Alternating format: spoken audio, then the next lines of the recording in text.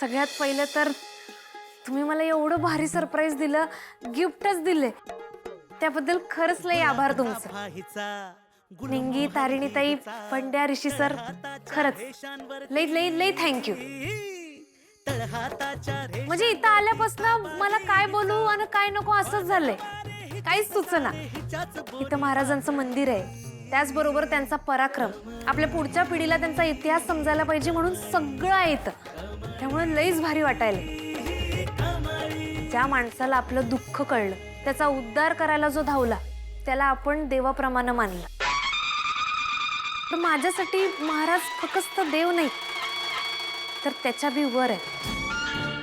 त्याचं कारण म्हणजे त्यांनी मला जगायला शिकवलं, लढायला शिकवलं, आत्मसन्मान काय असतो ह्यो शिकवलं, अन्याय करायचा नाही आणि कुणावर होत असेल तर तो सहन बी करायचा नाही ही शिकवण दिली. जन्माला आलोय तर किड्या मुंग्यांसारखं नाही, तर मानानं जगायचं त्यांनी ही शिकवण दिली.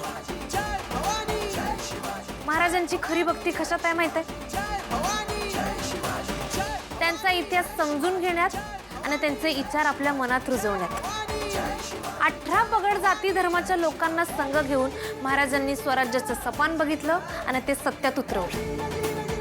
आपल्या राजानं त्यांच्या राज्यातल्या प्रत्येक कारागिराला, शेतकऱ्याला, गोरगरिबाला बळ दिलं. प्रत्येक मावळ्याला काळजाच्या तुकड्यासारखं जपलं. सैन्यानं पर्यायानं स्वराज बळकट व्हावा यासाठी चहूबाजूनं त्यांच्या सुरक्षेचा विचार केला. आरमार उभारलं, विदेश नीती, व्यापार आणि सगळ्यात महत्त्वाचं म्हणजे एक चांगला समाज घडवला. महाराजांनी बांधलेलं प्रत्येक गड आणि किल्ले ही त्यांच्या पराक्रमाची साक्ष आहे आणि तो वारसा आपण जपलाच पाहिजे. जगभरात लई राजे महाराजे होऊन गेले, पण आपल्या या राजाला सगळ्यांनी देवासमान मानलं. का माहित आहे?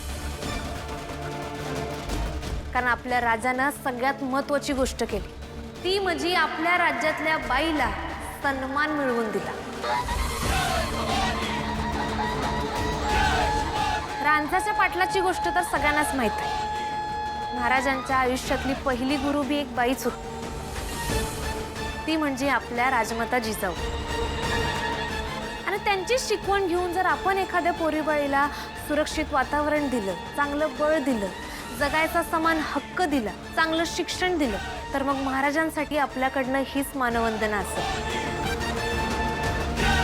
आपण जर स्वतःला त्यांचा मावळा समजत असू, तर आपण आपल्या परीनं खारीचा वाटा उचलून जसं त्यांनी स्वराज्य घडवलं तसं आपला देश घडवायला पाहिजे.